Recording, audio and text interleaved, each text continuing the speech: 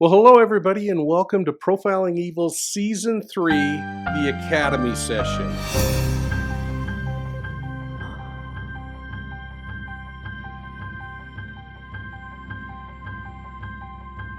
We're going to be covering a lot of territory in these series. Everything from criminal behavior to the origins of criminal behavior and the risk factors. And we're going to make a closer examination of some of the specific kinds of crimes that are plaguing law enforcement. Dennis Rader was nicknamed BTK for bind 'em, torture 'em, kill 'em. He is in the category of the most terrifying sexual predator, and he would kill at least 10 people in Kansas, but it would take law enforcement 30 years to capture him. And the investigation consumed the life of a police lieutenant that later became my friend. Let's talk about sexual assault classifications.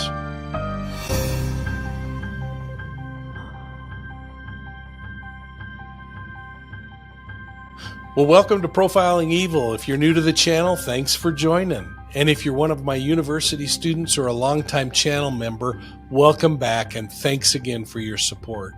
Hey folks, either way, please take a moment and hit that like and subscribe button. It really does help us. Now, let's talk profiling. I investigated serial sexual assaults throughout my career, and I personally interviewed and studied more serial rapists and murderers than I care to remember. I was privileged to learn the typologies of serial predators from my mentors at the FBI and my attachment at Boston College and the individual experts around the world like forensic psychologist Scott Johnson. The classifications or typologies are the power reassurance, power assertive, anger rapist, and the anger excitation rapist. Now, Scott Johnson added a classification called the Opportunistic Rapist to the standardized list, and I've included it in this short discussion because I agree with the addition of it. Now, let's explore the classifications or typologies a little bit further. Each sexual assault case needs to be independently examined for the method and manner of the crime.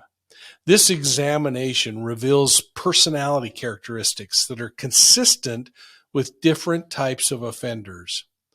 A great amount of sensitivity and caution is needed when looking at these kinds of crimes, and all aspects of verbal and nonverbal evidence have to be considered. Survivors are traumatized by the event, and their lives shouldn't be publicly examined or exposed. That would further traumatize them, and it's just plain inappropriate. Examining how the crime was committed and what is learned from the different forms of evidence collected helps us understand the motivation for the crime, the victim selection process, and even the fantasies that are involved.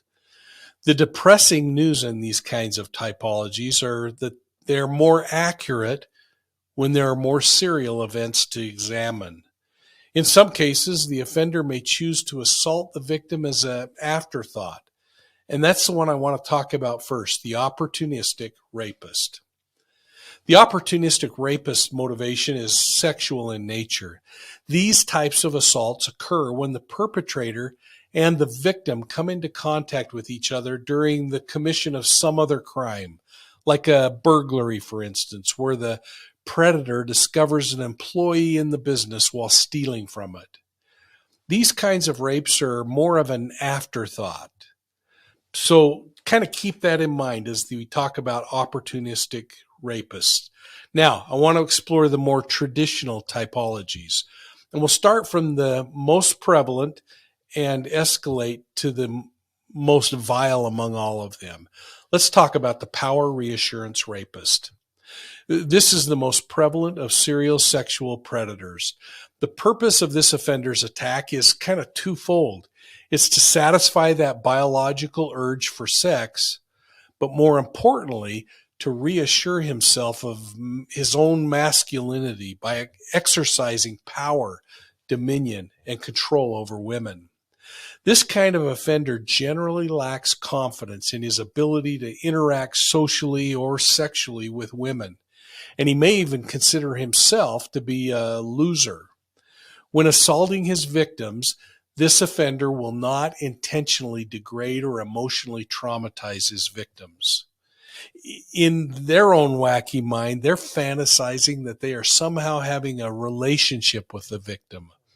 They often fantasize about the assault before it happens, perhaps as part of window peeking or watching the victim from afar.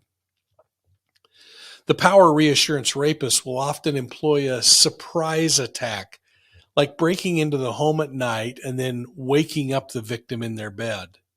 They may claim to have a weapon and will oftentimes be described by their victims, and this is weird, but described as a gentleman rapist, feigning concern even for the victim, such as saying, "Does this hurt?" In a weird sort of way, his victims will actually describe him as polite and apologetic. You can learn more about this type of offender and actually hear a power reassurance rapist that I spent hundreds of hours interviewing by watching my video, Serial Predator Speaks from Prison. Now let's take the next predator.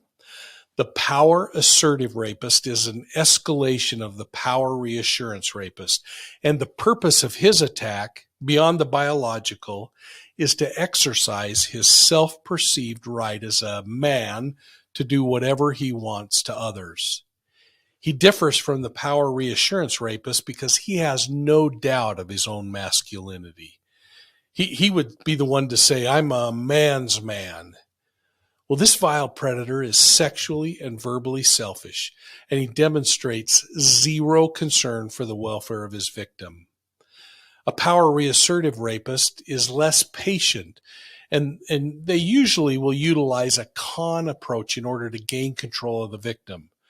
For instance, he may show up at a woman's apartment door saying that he's with the cable company and that he needs to check the equipment inside. Well, once he gets inside the apartment, he becomes violent and controlling. This offender may sexually assault the victim multiple times and in multiple ways. He shows less patience than the power reassurance rapist in so many different ways before, during, and after the assault. Hey everybody, it's Mike from Profiling Evil. I've been studying criminal behavior for more than 40 years, and one of my favorite research tools is Truth Finder. It's online, and you're not going to believe the information stored there. So if you want to know more about that new neighbor, your babysitter, or your next online date, give Truth Finder a try. I'm including a link below with special discount pricing. You got to click the link to get it, and then enter EVIL10 at checkout. We're an affiliate, which means we get a small commission, enough to buy a small Diet Dr. Pepper, but you can cancel at any time. Thanks for listening today. Now, we're escalating here, folks. The anger retaliatory rapist is purpose-driven. He assaults to get even with women for his real or imagined wrongs that he feels. His assaults are direct reflections of the anger that he feels, and he's prone to utilize force if necessary. When he first assaults his victims, he'll often do so in a frenzied, blitz-style attack. The attack is an emotional outburst that is very impulsive with little planning. This offender is angry with women, and he uses sex to punish or degrade them. If the anger retaliatory rapist uses a weapon, it's going to be something like a fist or kicking them. The attack from this kind of offender might be sporadic, but once they occur, this offender feels relief. It's a really interesting dynamic. Now, you may have noticed that we're seeing an escalation in anger, power, and control with each of these typologies. A victim might be successful in fighting off those earlier predator types, but the anger excitation rapist is much more deadly and unpredictable. But now, the devil of all devils, the anger excitation rapist. The purpose of the anger excitation rapist is to obtain sexual stimulation and gratification by having his victim suffer physically and emotionally. I mean, this is truly the devil, and inflicting pain is the primary motivation for their crime. especially as the victim displays fear and total submission. These are vicious attacks that result in physical and emotional trauma that is just unheard of. The attacks are perfected through fantasy. They're well planned and they're methodical. The offender will use weapons and instruments to punish the victim and often will record the assaults. When committing the assault, the offender is sexually and verbally selfish, and the assault itself is incredibly brutal. The victim often dies. Think of Ted Bundy for a moment. This offender would use this con approach in order to get control of his victims. Once he had control, he'd quickly immobilize the victim with bindings, etc., and take the victim to a pre-selected location where he would further terrorize them, assault them, and in most cases, murder them. I hope this segment helps you better understand the rape typologies. It should help you better understand overall the other principles that we've been talking about in the Profiling Evil Academy. And I hope that you're going to take a moment and hit that like and subscribe button and ring the bell so that you get all of our videos, all of our notifications, all of our podcasts. Don't forget to check out Profiling Evil on your favorite podcast platform.